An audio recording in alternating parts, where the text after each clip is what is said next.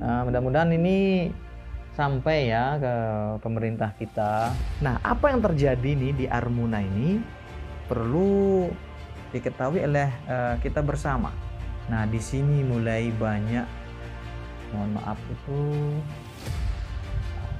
kekurangan-kekurangan yang dirasakan oleh jamaah. Satu, kurangnya makanan dan minuman. Bagi mereka pelayanan yang kurang. Kok lama sekali kita dipindahkan ini, lama sekali kita dipindahkan.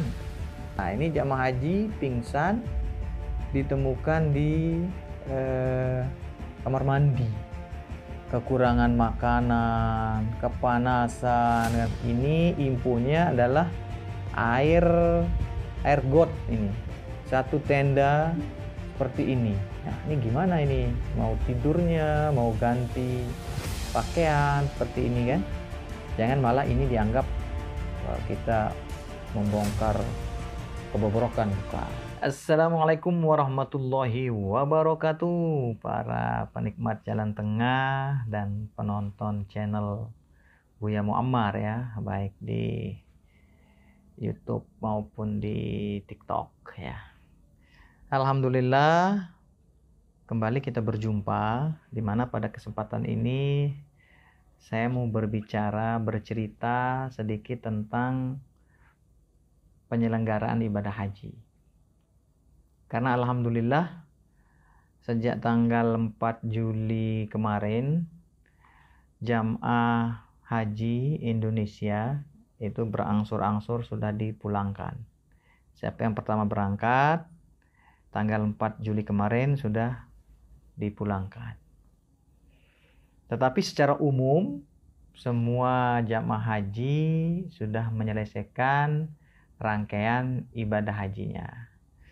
Oleh karena itu kita doakan, kita berharap semua jamaah haji, bil khususnya jamaah haji Nusa Tenggara Barat, mendapatkan haji yang mabrur dan mabruroh.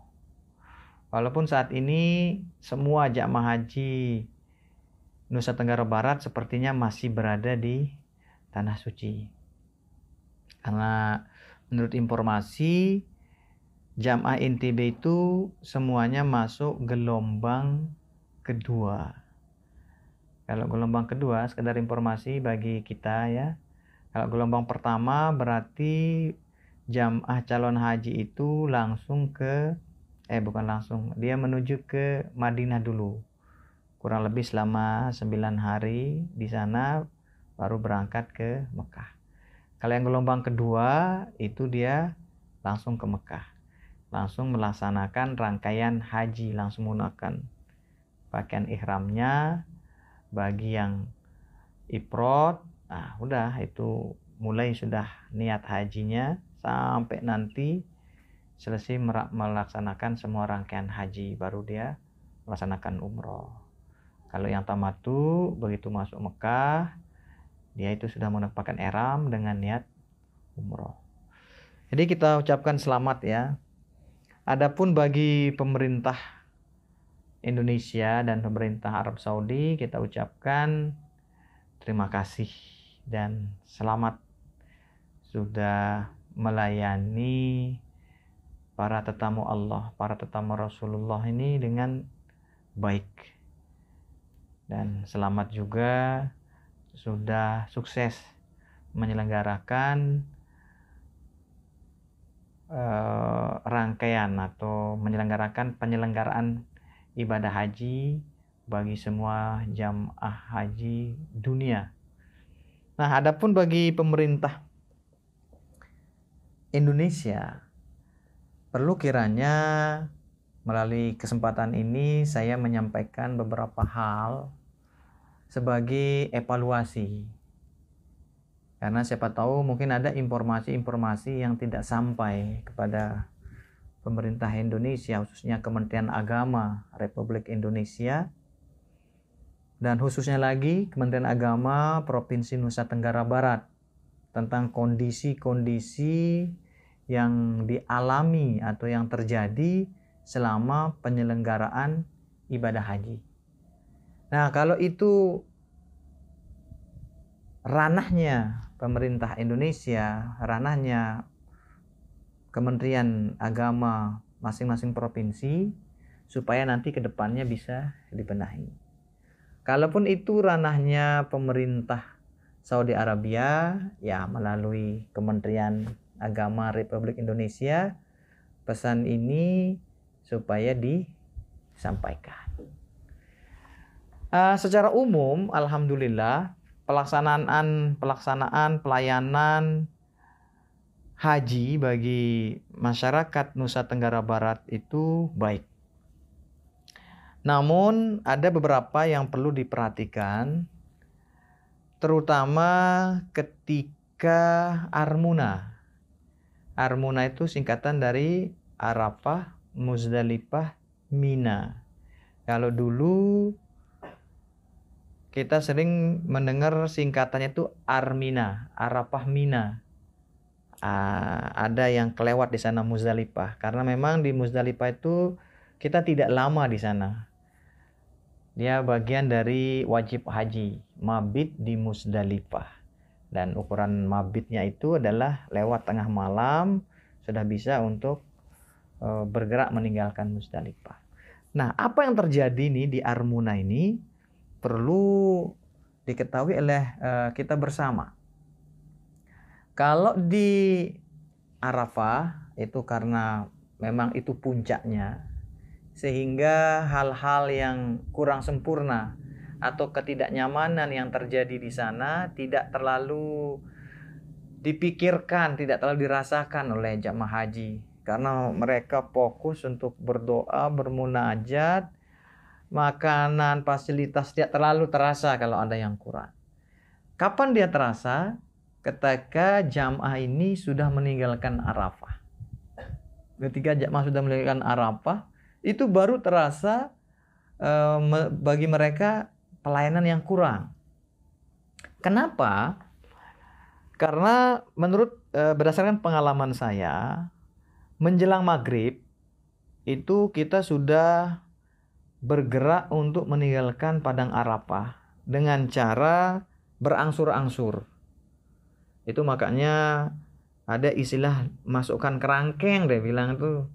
Nah, masukkan kerangkeng itu bukan kita di kerangkeng sebenarnya, tetapi siapa yang akan naik bis berikutnya maka dia dimasukkan ke semacam kerangkeng kayak penjara gitu. Nah, begitu bisnya datang, nah orang-orang ini sajalah yang masuk ke bis itu. Jadi sesuai dengan rombongannya. Supaya jangan ada yang nyalip gitu, ada yang nyasar mungkin anggota rombongannya. Jadi siapa rombongan satu misal masuk kerangkeng dulu. Datang bisnya, naik bis, buka kerangkeng, masuk rombongan dua. Seperti itu terus berangsur-angsur.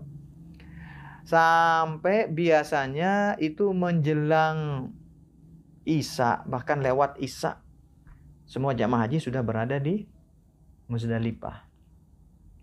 Nah, bagi yang berpikir untuk segera meninggalkan Arafah untuk mabit di Muzdalifah, mungkin terasa bagi mereka, kok lama sekali kita dipindahkan ini, lama sekali kita dipindahkan. Tapi karena itu suasana malam, tidak terasa lah panasnya. Cuman mungkin capek berdiri untuk segera naik ke bis, itu yang terasa sekali di sana. Nah, kemudian kita jamaah haji ini akan diturunkan di Muzdalifah. Nah, di sini mulai banyak, mohon maaf itu kekurangan-kekurangan yang dirasakan oleh jamaah. Mulai dari satu, kurangnya makanan dan minuman. Memang sepengetahuan saya, menurut pengalaman, untuk makanan dan minuman di Muzdalifah itu tidak ada secara khusus disediakan lalu dibagikan. Biasanya ketika kita meninggalkan Arafah itulah disuruh kita membawa bekal untuk nanti memabit di Muzdalifahnya. Sehingga mungkin ada yang membawa roti, ada yang membawa air di sana. Karena biasanya dari kita diturunkan di Muzdalifah sampai nanti kita dipindahkan ke Mina itu lewat di subuh, saking banyaknya orang dan macet sudah waktu itu. Makanya kalau tidak bawa bekal ke Muzdalifah itu, ya terjadi yang seperti ada katanya ini kekurangan makanan. Nah, ini jamaah haji pingsan ditemukan di kamar mandi. Belum lagi antrian kamar mandi yang sekian banyak orang ini ya. Kita di Muzdalifah itu tidak ada tenda, tidak ada alas, kemudian ngantri untuk penggunaan kamar mandinya itu benar-benar dibutuhkan stamina. Sehingga sebelum meninggalkan Arafah itu seharusnya cas stamina kita dulu, bawa bekal secukupnya ke sana. Nah, kemudian permasalahan yang terjadi berikutnya, terlambatnya jamaah haji yang di Muzdalifah dibawa ke Mina. Bahkan ada sampai menjelang zuhur. Bisa dibayangkan itu panasnya. Apalagi jamaah haji yang tidak bawa bekal. Yang bawa bekal saja bisa saya pastikan tuh bekalnya udah habis. Dari malam sampai subuh itu bekal udah habis. Kalau sampai jam 8, jam 10 masih di Muzdalifah, ya bisa kita katakan akan kelaparan. Nah, ini mungkin juga perlu nanti dikasih pembekalan pada jamaah-jamaah, diingatkan setiap rombongan oleh pembimbingnya, oleh kloternya, oleh dokternya. Nah, kemudian ketika jamaah dari Muzdalifah itu terlambat, kemudian kekurangan makanan, kepanasan, dan berbagai masalahnya itu, ternyata masalah itu tidak selesai ketika jamaah sudah dibawa ke Mina. Nah, jadi dari Muzdalifah jamaah haji itu dibawa ke Mina. Di Mina itu yang dilakukan pertama kali adalah melontar Jumratul Aqabah. Melontar jumrah yang posisinya yang ketiga. Nah, kalau kita di tanah air itu sedang berlebaran, jadi jamaah haji itu dia saat itu berada di Mina. Masya Allah, di sana suara takbir benar-benar kita rasakan bahagia dah kita sana takbir. Di rumah saja kita mendengar takbir Idul Adha ini bahagia, ada terharu, apalagi di sana. Masya Allah, jutaan orang dengan pakaian sama bergerak menuju ke Jamarat. Ada yang 2 kilo, 3 kilo, malah ada yang saya dengar Indonesia atau NTB itu ya, lebih dari 5 kilo mereka berjalan. Tapi semangat, Allahu Akbar, Allahu Akbar, 7 batu. Ya, menuju ke Jamarat, lalu melontar Jumratul Aqabah, sehingga jamaah haji bisa dikatakan ini sudah menyelesaikan tahap pertama dari rangkaian hajinya. Nah, inilah yang disebut dengan tahallul awal. Jadi kalau sudah melontar Jumratul Aqabah, jamaah haji itu sudah boleh dia membuka pakaiannya, boleh dia bercukur ya. Jadi tahallul, jadi bercukur untuk sebagai istilahnya rangkaian untuk membuka atau melepaskan diri dari larang-larangan tuh, bercukur truk, lalu udah bebas menggunakan pakaian apapun.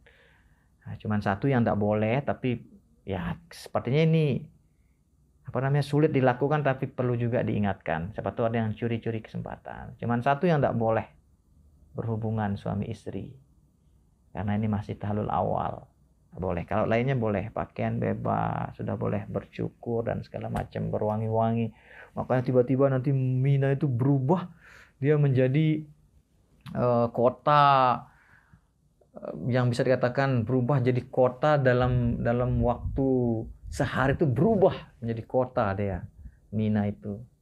Nah, tetapi ada di sana yang perlu dibenahi, impu-impunya Nah, ini seperti kita lihat, ini tenda-tenda jamaah Nusa Tenggara Barat nih.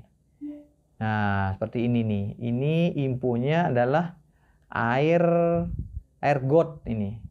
Karena penampung atau mungkin pipanya yang bocor sehingga terjadi seperti ini di dalam tenda di Mina ini. Padahal di Mina ini jamaah haji itu akan menginap 2 malam di sana. Bagi yang nafar awal, dia akan menginap dari tanggal malam 11, malam 12. Kemudian sebelum tenggelam matahari harus meninggalkan Mina bagi yang nafar awal. Bagi yang nafar sani, dia akan menginap sampai tanggal 13. Tetapi dengan kondisi yang seperti ini, tentu ini sangat tidak nyaman ini kita menginap seperti ini. Sangat tidak nyaman. Belum lagi ini, satu tenda seperti ini. Nah, ini gimana ini? Mau tidurnya, mau ganti pakaian seperti ini kan? Ini berjubel ini di Mina. Ditambah lagi AC-nya ndak dingin katanya. AC ndak dingin. Ya. Nah, ini coba kita lihat videonya. Ini ada video ya. Mudah-mudahan ini sampai ya ke pemerintah kita untuk disampaikan nanti ke pemerintah Saudi Arabia kalau itu memang ranah mereka. Tapi kalau ini ranah Anda, ya dari apa yang saya sampaikan ini, mudah-mudahan ini dianggap sebagai informasi berharga sehingga bisa menyempurnakan ke depannya. Jangan malah ini dianggap kita membongkar kebobrokan, bukan ya. Jadi kita menyampaikan apa yang kurang-kurang supaya bisa dibenahi. Nah, ini dia kondisi di penginapan di Mina ya, ini ya.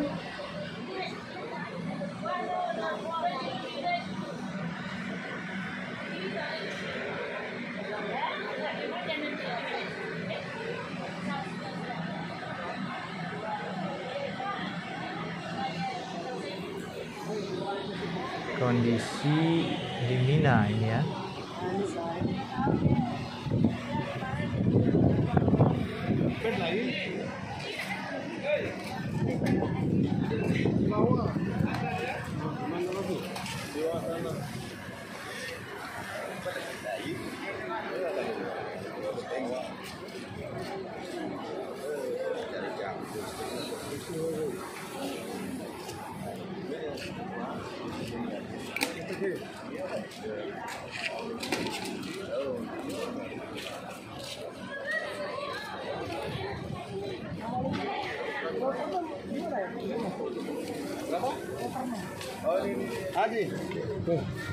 Ya, kurang lebih seperti itulah anaknya ya, kondisi di Minanya.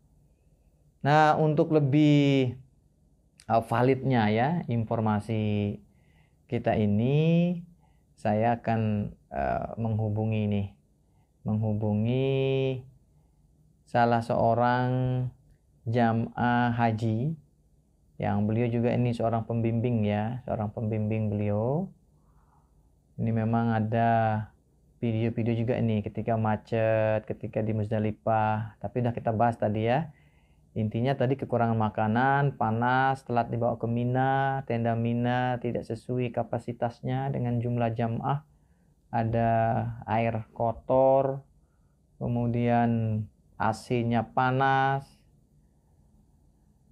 Nah, kita coba menghubungi ya saudara kita yang saat ini sedang melaksanakan ibadah haji.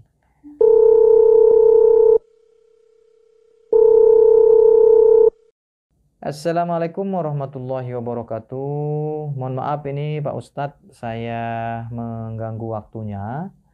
Bisa enggak kita dilaporkan sedikit terkait dengan penyelenggaraan ibadah haji tahun ini? Seperti apa? Karena ini penting bagi pemerintah untuk kita sempurnakan ke depannya, baik pemerintah kita maupun pemerintah Saudi Arabia.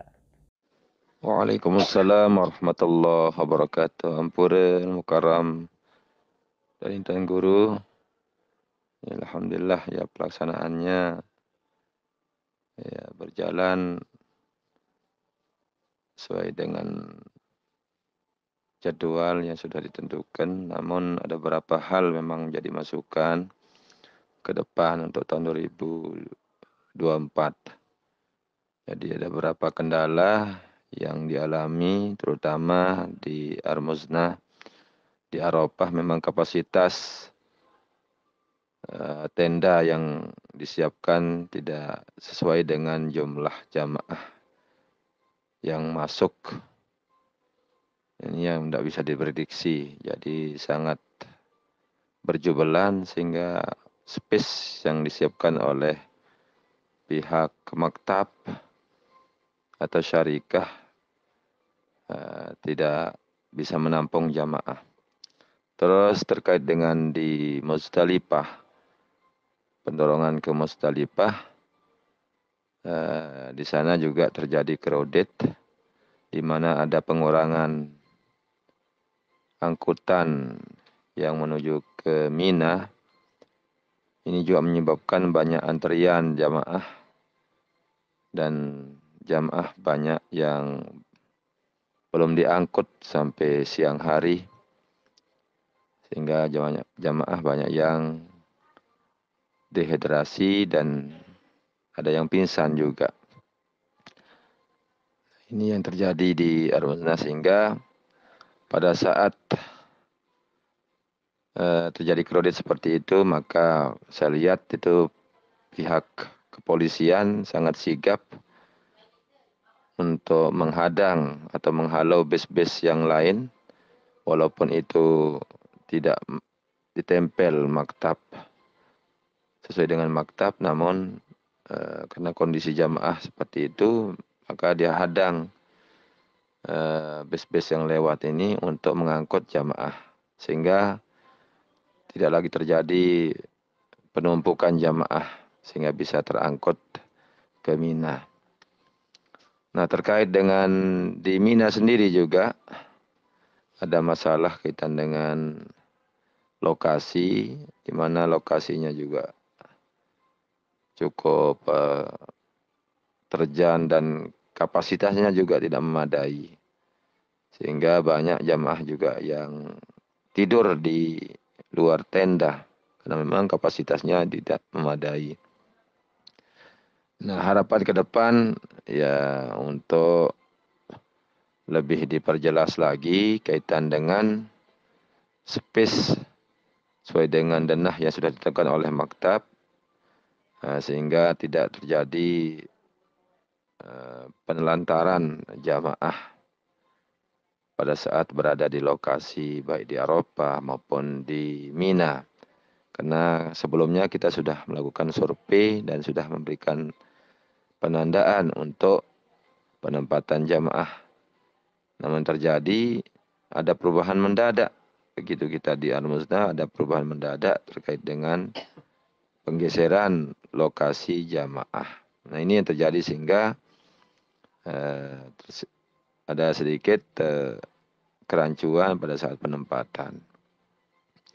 Nah, ini yang mungkin jadi masukan ke depan ya, supaya betul-betul sudah matang penempatan ini, sehingga sesuai dengan apa yang sudah kita survei dan di dalam menentukan kapasitas jumlah. Mungkin ini informasi mukaram, nggih. Mudah-mudahan pelungguh tetap sehat. Amin, amin, amin, amin. Bisa ya kayaknya sudah azan juga itu ya. Oke lah. Terima kasih nggih, terima kasih. Jadi itu laporan dari salah seorang jamaah haji kita. Tadi sempat disebut dengan Mina ya. Ini kondisi Mina yang dilaporkan itu seperti ini.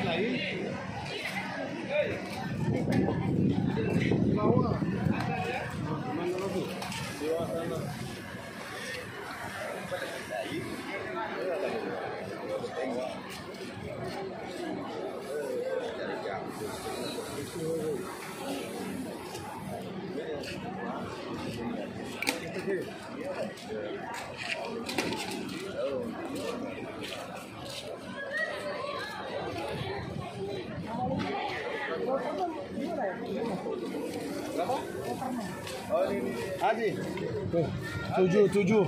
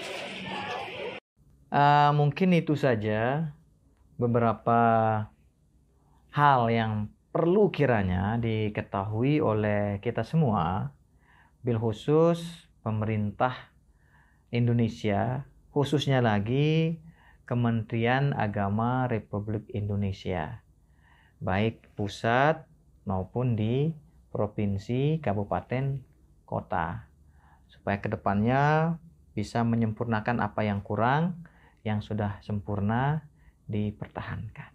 Subhanakallahumma bihamdik asyhadu an la ilaha illa anta astaghfiruka wa atubu ilaik. Hadanallahu wa iyyakum minas sabilil falah. Wal muwaffiq li aqwamit thoriq. Wassalamualaikum warahmatullahi wabarakatuh.